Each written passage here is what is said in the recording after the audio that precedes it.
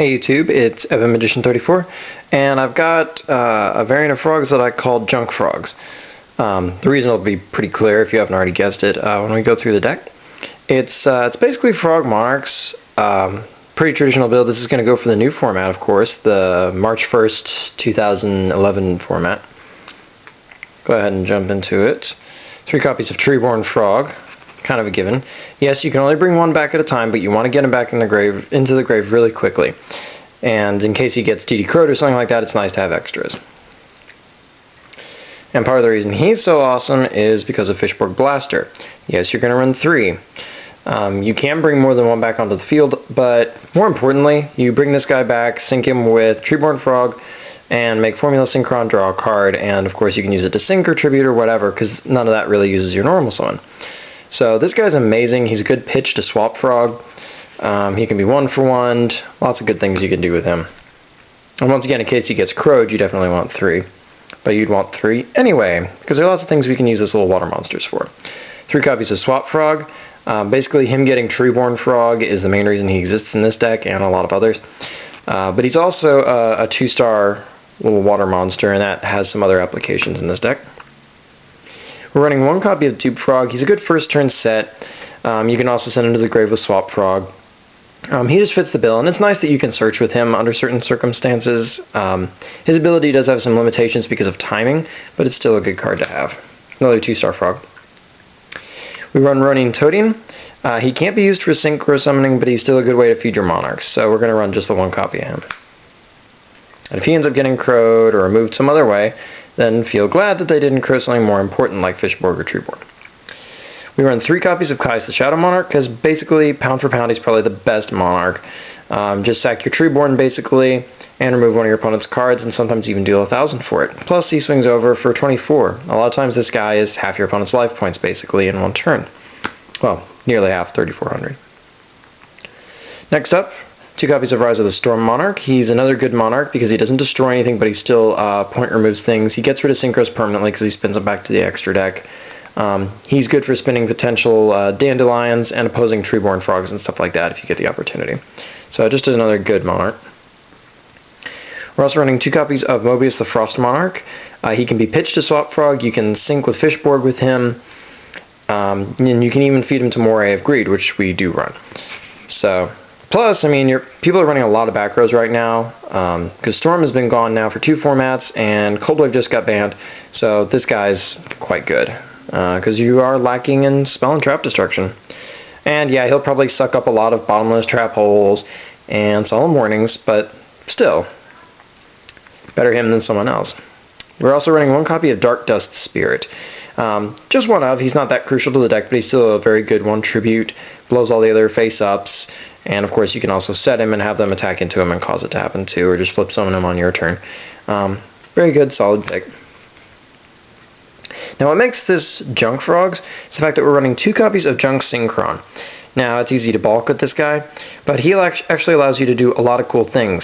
He can even bring back Formula Synchron, sorry. He can also bring back Treeborn Frog, sync with that, and it's part of why your 3 Swap Frogs and your 1 Dupe Frog are important, because he can lash them back. No, they won't get their effects, of course, because Junk Synchron only gate them, but it's a quick 5-star, and with Treeborn Frog, it's a quick 6-star. And that gives you a lot of possibilities for syncing with other things. You can summon this guy when you got a Monarch on the field to do lots of interesting tricks, and you can also bring him back when you got, say, Stardust on the field to quickly bring back your Formula Synchron and make Shooting Star. Lots of possibilities. You'd be surprised how useful this guy is. If you doubt me, try it, and you'll be pleasantly surprised at how useful he is, and even on his worst day, I mean, hey, even if you're not planning to use him in your hand, you can still feed him to Fishborg Blaster by discarding him, so no harm, no foul there for this guy. We're running 1 copy of Gorz, the Emissary of Darkness, for pretty much all the obvious reasons. Deck can use it. We're only running 2 copies of Battle Fader. This is a 40-card build. You really don't need the 3rd.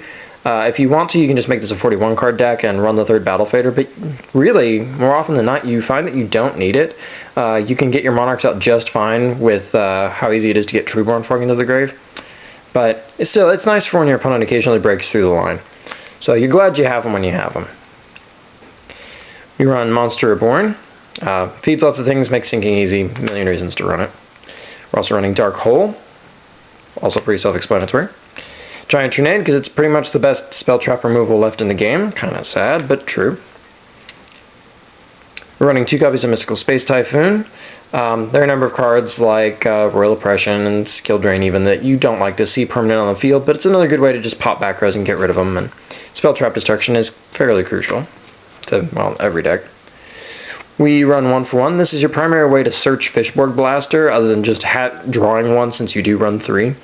Because you can't get Fishborg with Swap Frog, so this is probably your ideal way to get Fishborg. And it's a great way to pitch off extra copies of whatever in your hand, just to search your deck for other things. Even if you've got Fishborg in your hand, he's better in your grave, so you can go ahead and discard him to 1 for 1 and put whatever else in the grave. Well, essentially special summon it and then tribute it and put it in the grave. Foolish Burial, your other way to go get Fishborg, and it also gets Treeborn Frog. We are running 2 copies of Moray of Greed. We have plenty of water monsters to feed to it. It's a great way to send extra, not necessarily needed copies of Treeborn Frog or Fishborg Blaster, and even Mobius back to the deck in order to refresh your hand and get you better stuff. So, good card. Also, good for putting Running Toadine back in your deck, in case you happen to draw it. Best in your opening hand, obviously. We're running 2 copies of Pot of Avarice. This recycles your Synchro monsters, which is quite crucial for this deck. But also it does recycle your Monarchs back in, and since you've already got your Frogs in the grave and you're not going to want to put them in, obviously, basically you're going to put like 2 to 3 Synchros back in your deck when you activate this, and the other 2 are almost always going to end up being Monarchs. So it enriches your draws and keeps your deck humming until your opponent, well, stops. 2 copies of Enemy Controller. The main play you want to use this for is fairly obvious. It's Standby Phase, bring back Treeborn Frog, activate Enemy Controller, steal a monster from your opponent, steal your Standby Phase, bring back your Treeborn, basically a free brain control. Awesome in this deck. You can set it as a back row, but be careful with that because of the fact that it might block your Treeborn Frog. We're running Soul Exchange as well, just 1 copy. I find that the 1 copy is good, but any more than 1 and they stack up in your hand, and we're not that dependent on our Monarchs per se, so just the 1, and it's a good removal card when necessary. And one of the techiest picks for the deck, good for this new format, 2 copies of Malevolent Catastrophe. Now, I know what you're going to say, this interferes with Treeborn Frog and it's a problem or something like that, but actually it's not. Having played it, it's actually quite good. You don't set it, basically, unless your opponent sets 2 or more back rows, in which case you can set it. And don't worry if you have Treeborn Frog out. What are they going to do? Attack to kill Treeborn? When they attack to kill your Treeborn to hopefully have this block it during your next standby phase, you just flip it. Oh, and you catastrophe them. And you end up having blank back row for when your Treeborn comes back. Or else they don't attack your Treeborn, in which case this isn't blocking him because he's already on the field. You sack for your Monarch, make a good play on your own turn. And if they hit the Treeborn Frog with a destroy effect or something like that, well then you're not really in danger until they try to attack you and take some of your life points, in which case you flip Catastrophe. And then on your next turn you bring back your Frog. So it's actually not a problematic thing at all, and it ends up being quite a good surprise. It sweeps their back rows, and it's a good set even after they know that you run it, but certainly the first turn when they don't know that you've got it, it's a great surprise. So that's the main deck. Here's the extra deck. We're running 1 copy of Shooting Star Dragon,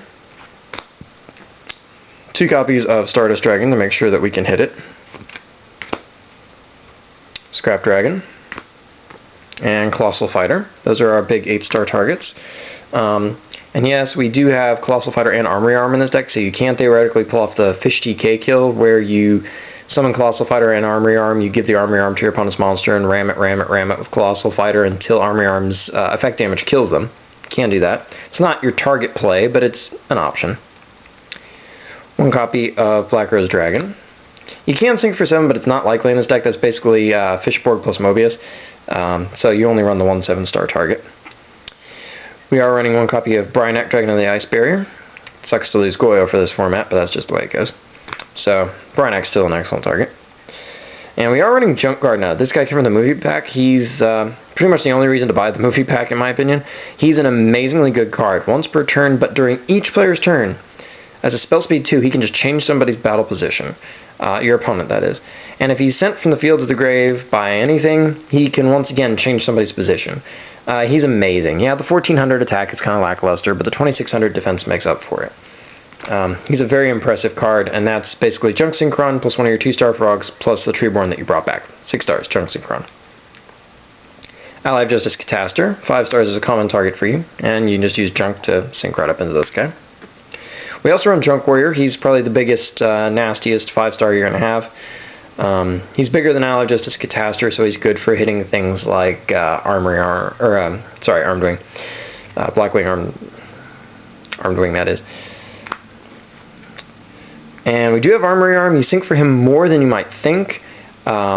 Basically, you can sync for him to go on the way to something else, but I've actually used this to equip things and do some damage that way. I've even managed to equip this to my Shooting Star Dragon.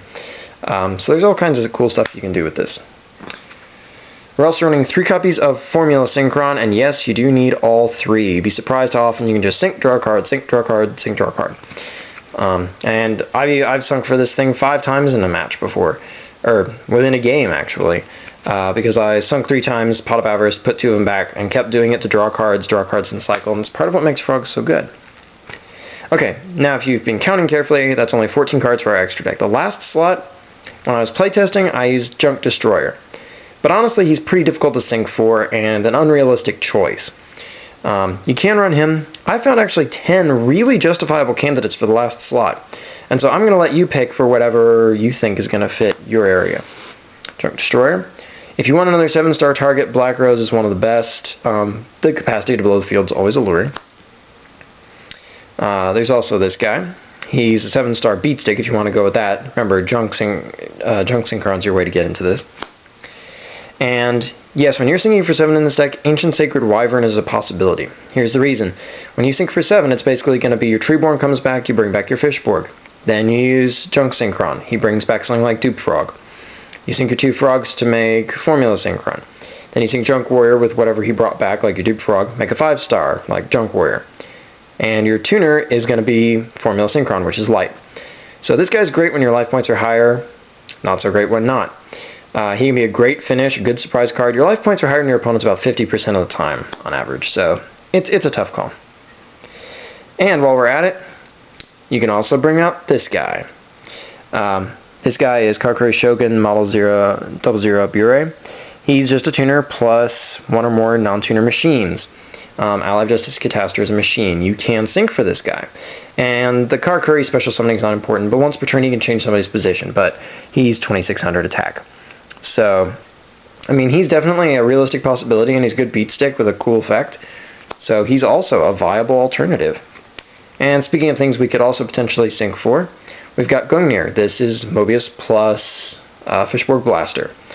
It's not necessarily the most practical thing, but it's a cool choice. Gungnir is actually more hyped than he really is practical, at least for this deck, but he's still an option.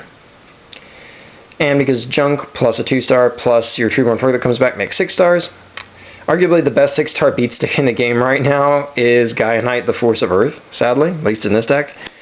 So he's another really good option. You can sync relatively easily for Mistworm too, so that's another possibility. We're a little shy on 8-star targets. Red Dragon Archfiend is a good target. And if you have trouble with Lightsworns in your area, yes, you can pretty easily sync for this guy. This is your Monarch plus Junk Synchron, bringing back a Treeborn Frog. Sync for 10. So all these are great choices for your 15th slot. One of these 10. Personally, like I said, I had been testing that guy. I don't think I'm going to run with him. If I had to make a choice, I would probably run either Gaia Knight or the Bure. One of the two would probably be my choice. But once again, it's kind of hard to say, and this current meta is still shaking out. So anyway, that's the deck. And until next time, rate, comment, subscribe, and enjoy.